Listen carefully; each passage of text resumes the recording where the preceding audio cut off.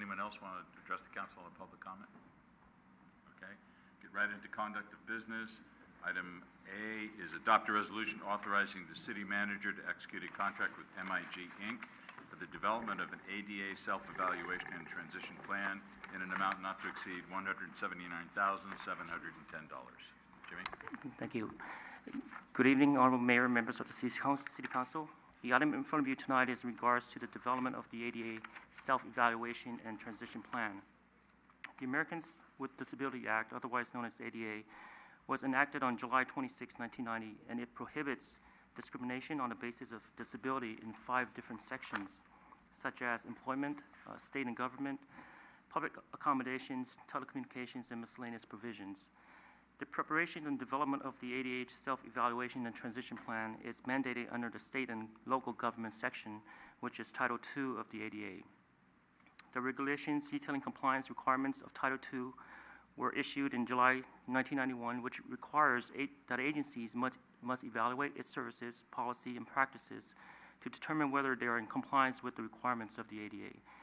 One way to meet the Title II requirements is to determine compliance through a self-evaluation. And the self-evaluation requires agencies to assess its existing policies and procedures and to determine which facilities, program, or services need to be modified in order to ensure compliance with ADA. Once the self-evaluation is completed, the agency is to correct those policies and practices. The ADA also requires a transition plan be prepared.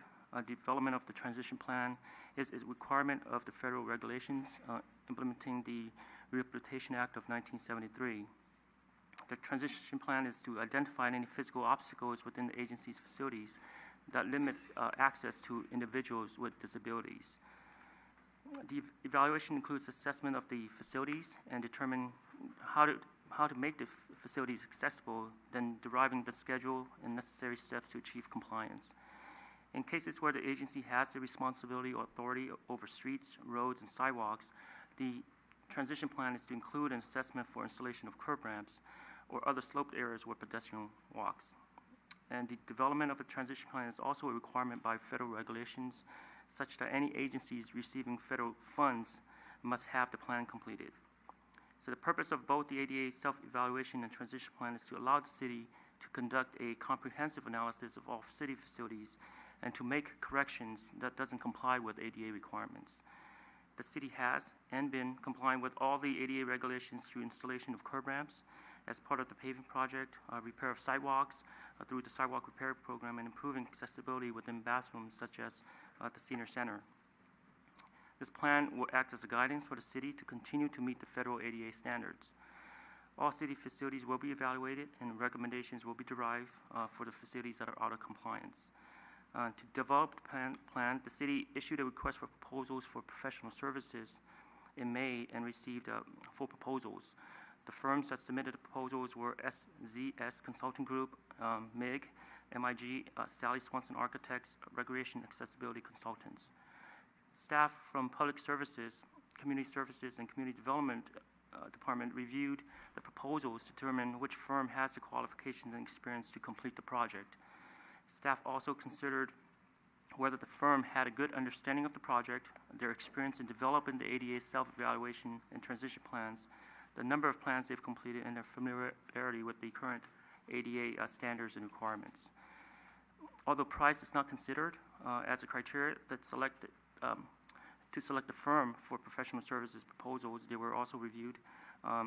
The cost to develop the plan range from $150,000 to $500,000. Based on staff review of the proposals, staff is recommending to award the project to MIG. MIG has demonstrated that the firm has a broader range of ADA planning experience and in completed more than 100 ADA transition plans. They also completed similar plans for local cities here, such as South San Francisco, Burlingame, Los Altos, and Cupertino. Staff conducted reference checks for 5 cities that were provided by MIG, and all responded that their projects were completed on time, within budget, and met or exceeded their expectation of the project. The scope of work for project includes reviewing city policies and standards, conducting facility evaluations, performing barrier assessments reports of city buildings and pedestrian facilities in the public right-of-way as well, and conducting public workshops. The recommendations will also be included to address the facilities that are out of compliance, and associated cost projections will be included as part of the report. The development process will require MIG and city staff to conduct public outreach, to hold community meetings for residents, and the project is estimated to complete about a year and will be brought to the city council for adoption. The city's plan to create a webpage dedicated for this project and provide links to residents for any documents that we complete. As for the project, the development of the project budget is included in the adopted 2016-21 CIP under the Accessible Pedestrian Ramps program. The CIP has a budget of $295,000, and which is more than the cost of this the development of this project, which is $180,000. Therefore, we're not requesting any additional funds for this project.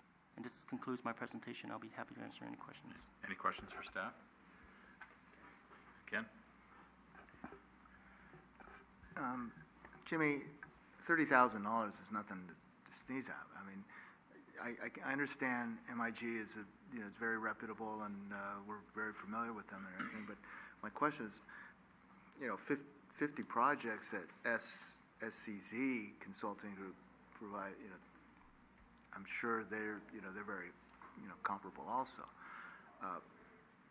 I'm very familiar with ADA, and I know it's changed.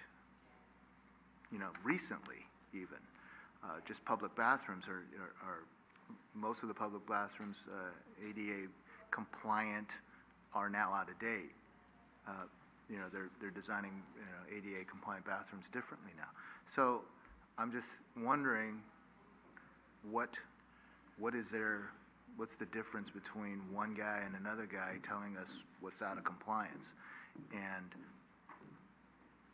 will we need to budget a certain amount of money to make some corrections, not only handicap ramps but also in some of our public facilities.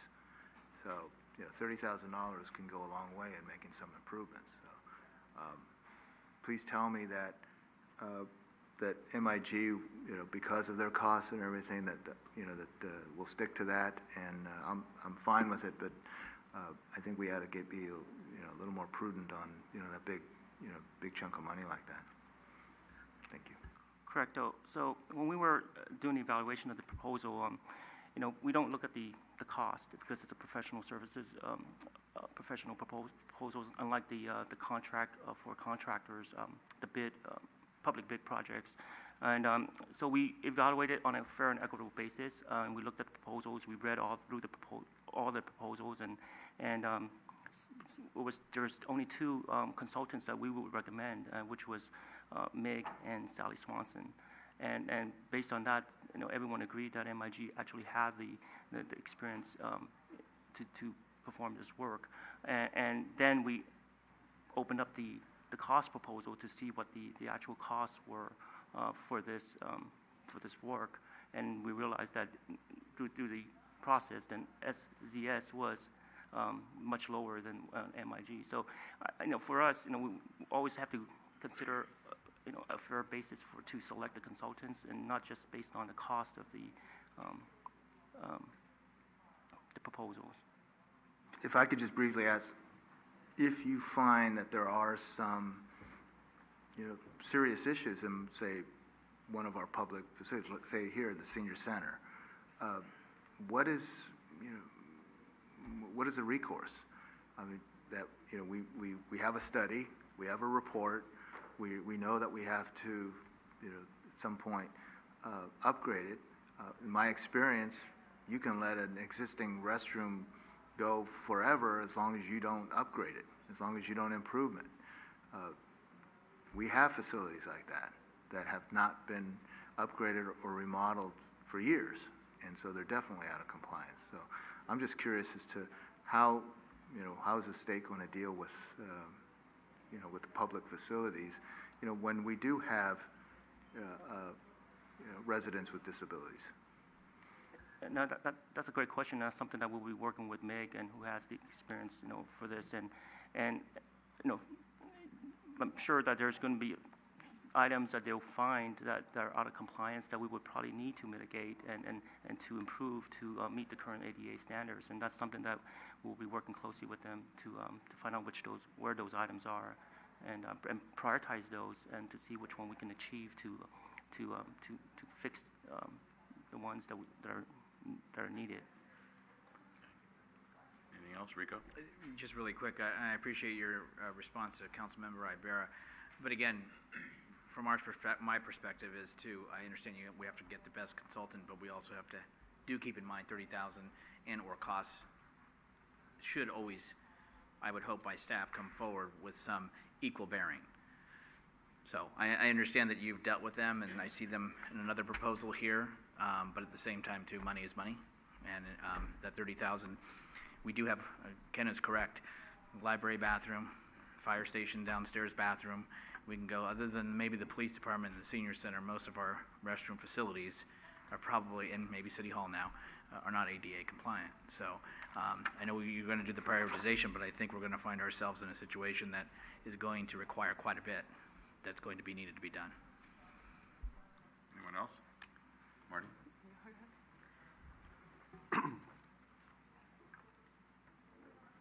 I think it's great that we're finally going to do it. When I was working here as a public works inspector, I was responsible for the sidewalk repair program for a couple of years, and I was asking, where's this plan? And it's great that we're finally getting it. I share the same concerns of the cost. I understand your reason. My bigger concern is the funding of this project, of how we're taking money away from actual repairing the curbs.